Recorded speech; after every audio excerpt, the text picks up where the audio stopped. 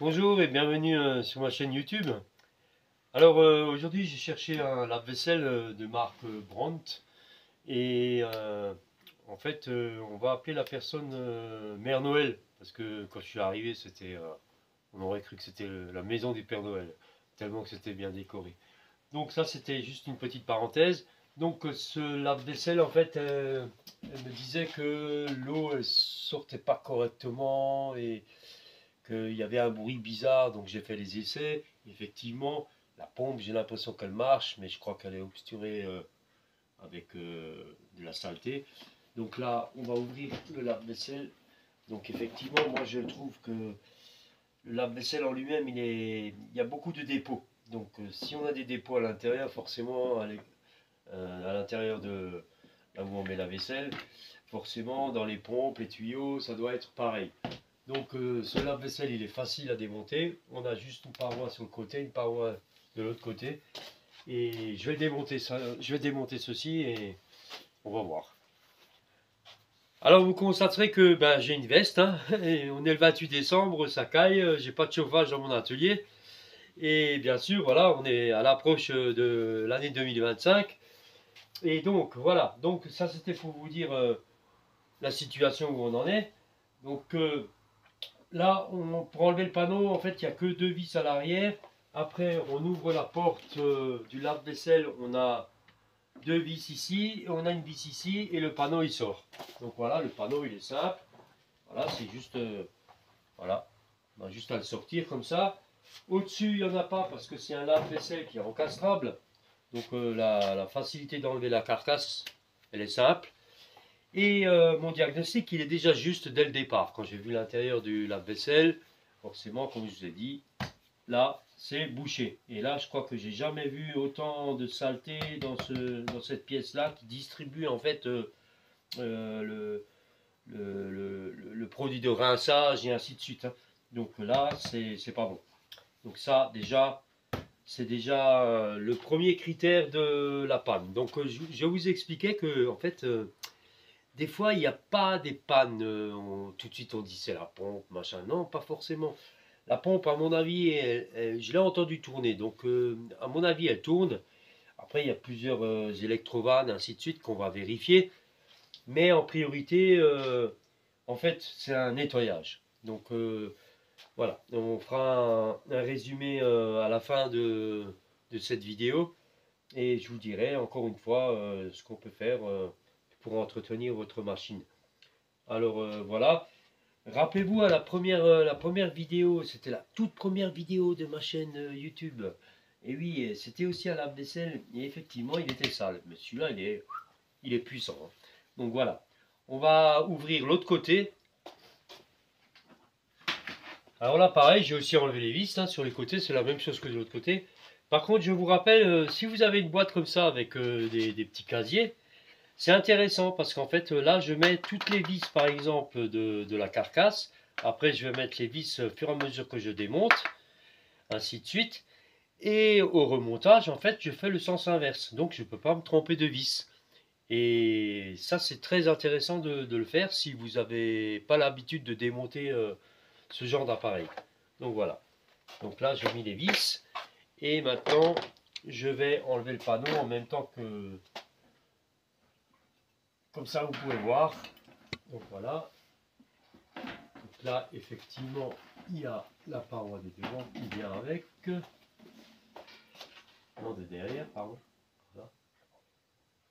Donc voilà, ça, je vais de côté. Derrière, effectivement, c'est juste un isorel, hein. C'est rien de spécial avec la pièce là qui est au-dessus. Voilà. Et là, je vais enlever l'isolant pour vous montrer. Voilà. Donc on verra. Voilà, on a accès à tout ce qui est moteur électrique. Et on va voir ça. Après, on va pouvoir l'ouvrir aussi d'en dessous. Parce qu'en dessous, on a le fameux flotteur pour le débordement. Voilà, donc je vais enlever l'isolant. déjà ne pas être gêné. Voilà. Et on reviendra pour la suite. Alors j'ai couché la machine. Et là on a une trappe en dessous. Donc voilà, c'est des petits clips. Hein. Donc j'ai commencé. Donc je vais continuer avec vous. Voilà. Donc là, on prend 2 tournevis. Voilà. Là. On va aller de l'autre côté. Voilà.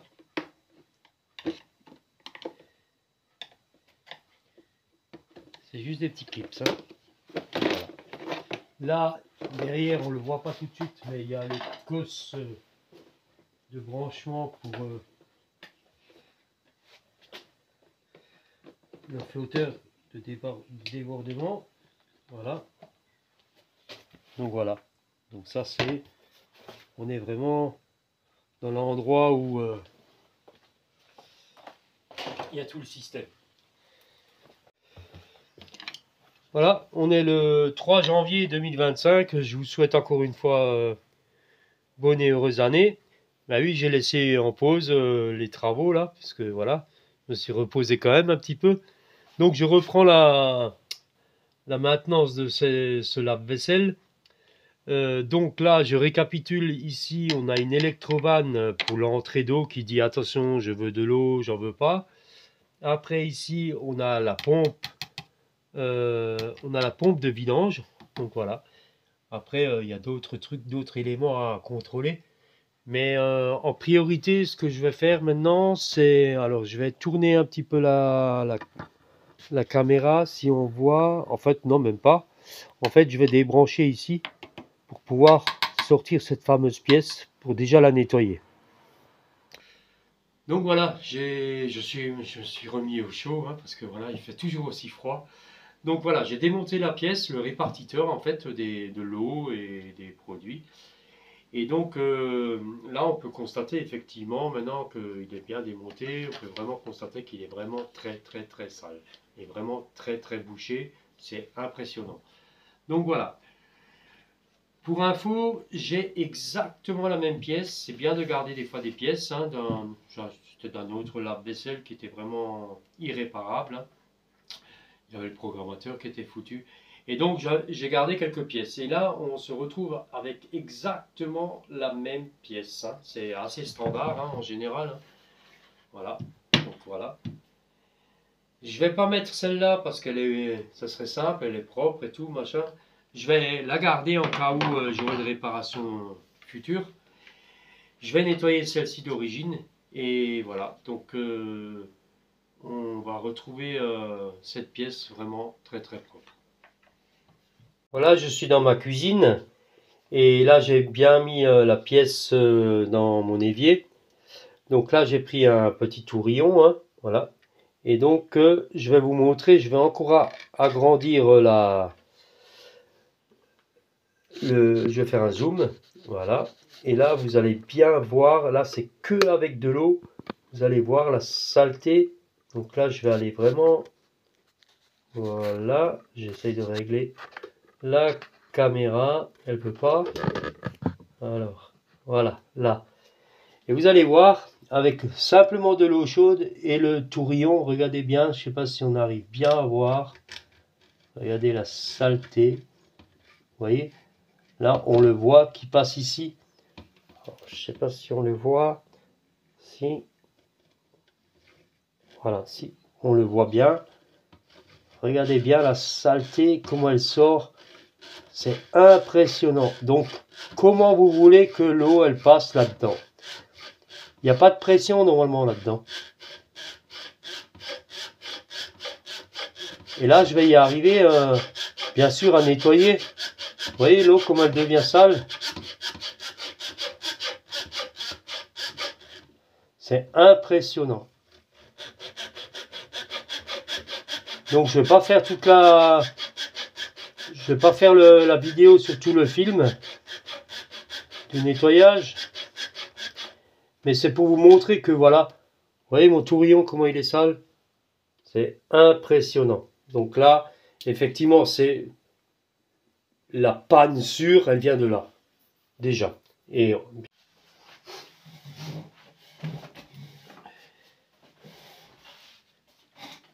voilà, la pièce est nettoyée. Donc voilà, celle-ci c'est celle qui était sale. Donc voilà, je suis quand même arrivé à faire quelque chose de bien. L'autre côté, voilà. Bien sûr, on voit encore un tout petit peu de noir dedans, mais bon, ça va. L'essentiel, c'est que ça soit vraiment bien débouché. Donc voilà, c'est impressionnant. Donc voilà, là on a déjà fait quelque chose de bien et on va continuer la suite. Bon, voilà, on va contrôler l'électrovanne. Donc pour ce faire, ben, je vais débrancher les cosses. Voilà, une fois et deux fois. Là, je vais contrôler l'électrovanne de l'arrivée d'eau. Donc là, je vais mettre les 2 points dessus. Voilà. Et j'ai 3,49. Donc, il y a quelque chose qui s'affiche. Donc, mon électrovanne est bonne. S'il n'était pas bonne, ben effectivement, il y aurait all. Voilà. Continuer sur les tests. Tant qu'à faire, là, on a le contacteur anti-débordement. Donc là, on va débrancher. Voilà.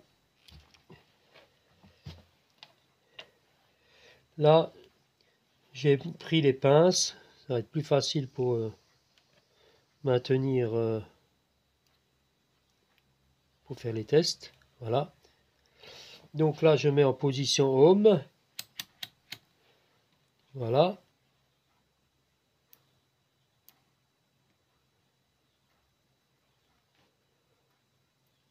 Là, on a une petite valeur. Donc là, si je appuie, effectivement, j'ai all.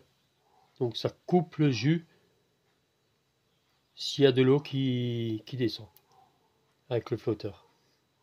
Donc voilà. Donc ça marche.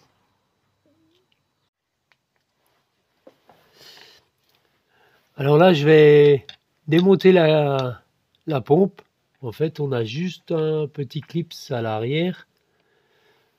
Après, c'est un peu difficile de le voir, donc de prendre la lampe comme ça et de faire... je ne vais pas y arriver, parce qu'il faut tourner en même temps. Donc, ce que je vais faire, c'est...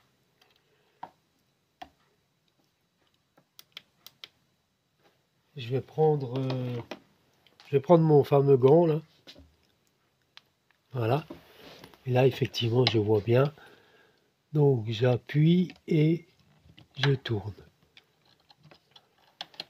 Voilà. Là, on a la pompe. Apparemment, elle tourne déjà bien parce qu'il y a un électroaimant dedans. Je vais vous montrer ça après. Là, je vais la débrancher. Donc, il faut bien se souvenir qu'il y a les deux fils sur la gauche et un fil à droite. Donc là, je vais quand même prendre une photo pour être sûr du coup avant de débrancher. Comme dit, il faut être toujours, je le dis toujours, pas assez peut-être, mais observateur. Donc soit on la met comme ça, on prend la photo, on sait que c'est à droite, ou soit on le met comme ça et voilà, on sait que c'est à gauche. Voilà. La pompe elle est sur l'établi, on va la tester. Je vais mettre en position home. Et là, je teste. Effectivement, on a une valeur. Donc, s'il y avait all, ben, ça serait pas bon. Donc là, vous voyez, ça saccade. Alors, pourquoi ça saccade? Parce qu'en fait, il y a un aimant à l'arrière. Donc là, je vais vous montrer. Elle est bien cette pompe parce qu'en fait, on peut enlever l'électroaimant. Donc, vous voyez, ça c'est l'aimant. Donc maintenant, si je prends l'hélice, vous voyez, elle tourne super bien. Voilà. Elle est très bien.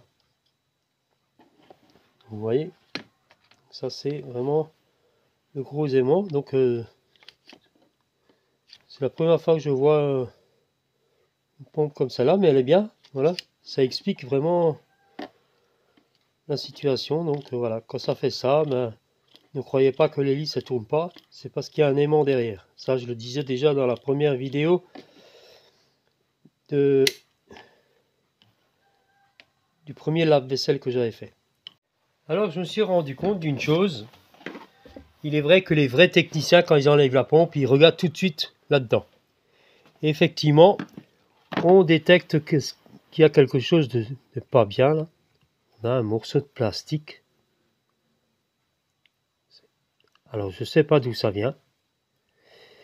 On a même, alors là, je ne sais pas ce que c'est, je vais le prendre avec le doigt. On dirait un noyau d'olive. Ouais.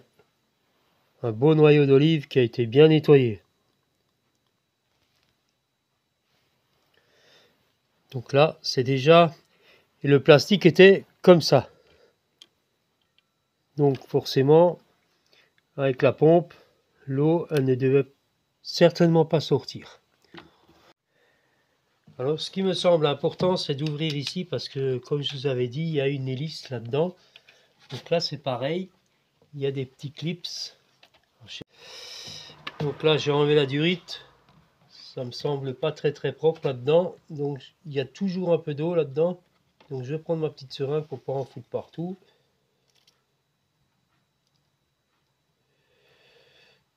Voilà.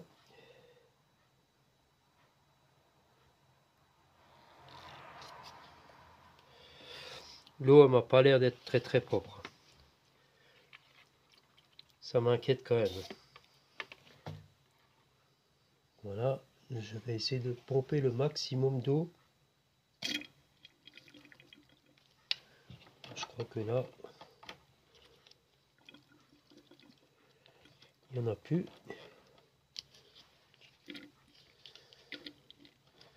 Ouais. Voilà. L'eau, elle est rouge. Je sais pas si on le voit. Si, on voit un petit peu. Voilà, l'eau, elle est bien rouge. Je sais pas pourquoi. Là, j'ai enlevé la pompe de son support. Voilà.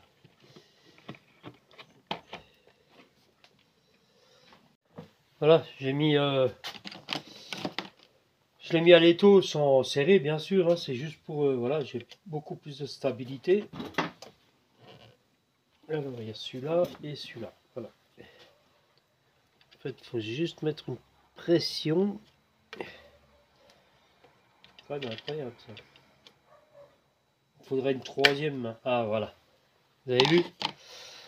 Voilà. Donc maintenant, je vais ouvrir.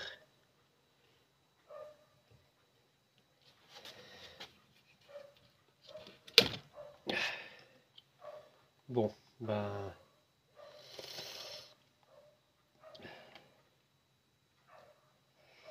c'est pas très joli.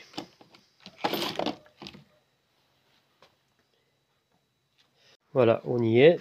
Alors, attendez, on a... Vous voyez la saleté qu'il y a dedans. Donc l'hélice, elle tourne, mais il y a vraiment de la saleté. Hein. On va prendre la pince à épiler pour vous montrer un petit peu tout ce qu'il y a. Voilà. Je vais essayer de vous montrer hein, en direct. Voilà. Vous voyez ce que je retrouve? Voilà. Ça peut effectivement faire beaucoup de dégâts. Pour enlever l'hélice là, je vais voir comment on peut faire. En principe, il y a une vis au milieu. Là, je vois rien. Donc voilà, il y a beaucoup de déchets, ce qui n'est pas normal. Bon, voilà, donc là, moi je sais que j'en avais déjà démonté une et j'avais une vis qui maintenait le tout. Mais là, à l'occurrence, je crois pas qu'il y a des vis. C'est juste clipsé dedans. Voilà. Ce qui me paraît bizarre d'ailleurs. Bon, là ça tourne bien. Mais n'empêche, il y a pas mal de déchets. Donc on va continuer. Je pense que je vais arrêter aujourd'hui parce que j'ai les mains gelées. Voilà. Bon, à la base, je voulais pas tout démonter parce que je l'ai déjà fait. Hein, ça me fait pas peur, hein, démonter ça, tout ça, machin. Mais à la base, je voulais pas le démonter parce que je me suis dit bon, on va trouver la panne tout de suite. Mais bon, au vu de ce que je trouve, je pense que je vais quand même tout nettoyer, tout sortir là, parce que là, c'est, j'ose pas mettre, oh là là, j'ose pas mettre les choses dedans là. Ça me paraît un peu, oula, même très très sale. Donc voilà, je vois des choses bizarres. Donc je pense que je vais quand même démonter tout ça. Mais j'arrête pour aujourd'hui, je suis gelé. Voilà. On se retrouve demain. Enfin pour vous, ça sera vite fait.